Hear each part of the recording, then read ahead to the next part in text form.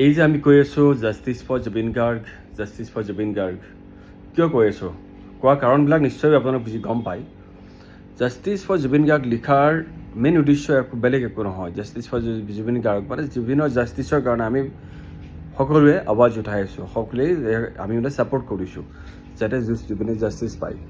এই justice for word যিটো social মিডিয়াত লিখা গৈছে, এই শব্দটো লিখাৰ কাৰণটো বেলেগ একো নহয়। এই শব্দটোৱেই এই জাষ্টিছ ফৰ জুবিন গাৰ্গ এই মানুহজনক বাৰে ছ'চিয়েল মিডিয়াত মানুহৰ মাজত এটা সম্পৰ্ক বঢ়াই ৰাখিব আৰু হাইলাইটেড কৰি ৰাখিব। হাইলাইটেড মিনছ মানুহজনৰ নামটো প্ৰত্যেকটো মুহূৰ্ততে প্ৰত্যেকজন অসমীয়াৰ মাজত, গোটেই অসমীয়া সমাজৰ মাজত, অসমীয়া মানুহ য'তেই নাথাকক চবৰে মাজত যিমানসকলে জুবিন গাৰ্গক চিনি পায় তেওঁলোকে গমেই পাই যাব।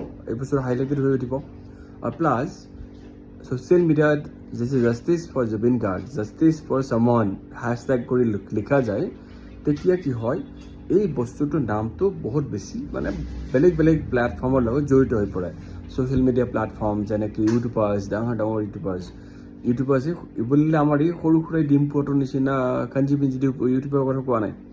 এইবোৰ ডাঙৰ ইউটিউবাৰ যাৰ নেকি প্ৰভাৱ ছ'চিয়েল মিডিয়াত বহুত আছে, যাৰ নেকি যিটো টপিক সেই ইউটিউবৰ পৰা পালে বা ডাঙৰ মিডিয়াই পালে, এই টপিকটো এই জুবিন গাৰ্গৰ জাষ্টিছ ফৰ জুবিন গাৰ্গ এই বস্তু যিটো আমাৰ বিচাৰি আছোঁ, এই বিষয়টো ষ্টৰিটো সিহঁতে খুচৰিব। আৰু ই কেতিয়াও মানে কোনো ধৰণৰ পাৱাৰ, পলিটিকেল পাৱাৰ হওক, কোনো পাৱাৰ হওক, যোনে নহওক, ইয়াক লুকাই ৰাখিব নোৱাৰে কোনো ধৰণে।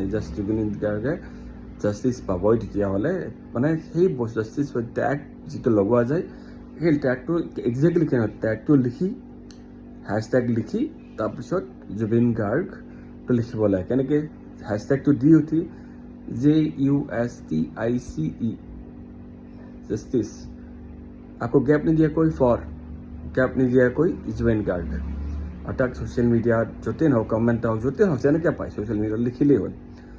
এইটো এটা টেগ লাইন আহিব যিটো নেকি আমি তাক গম পাই যাওঁ। গতিকে জাষ্টিছ ফৰ জুবিন গাৰ্গৰ মেইন উদ্দেশ্য বেলেগ নহয়, এইবোৰেই। গতিকে আপোনালোকে এমাহ পাৰ হওক, দুমাহ পাৰ হওকেও কথা নাই, লিখিবলৈ নপৰিব। জুবিন গাৰ্গ ডাঙৰীয়াই দি থৈ যোৱা যিমান আমাৰ অসমৰ কাৰণে যিমান আমাৰ অৱদান তেখেতৰ, গতিকে তাক পাহৰিব নোৱাৰি। গতিকে প্ৰত্যেকটো মুহূৰ্তত তেওঁক জীয়াই ৰাখিব লাগিব। জীয়াই ৰাখিবৰ কাৰণে আমাৰ এইবোৰ কাম আমি কৰিব লাগিব। আমি সামান্য অকণমান কাম আমি কৰিব নোৱাৰোঁনে? Every day one word, justice for Zubeen Garg. So let him grow, let him justice.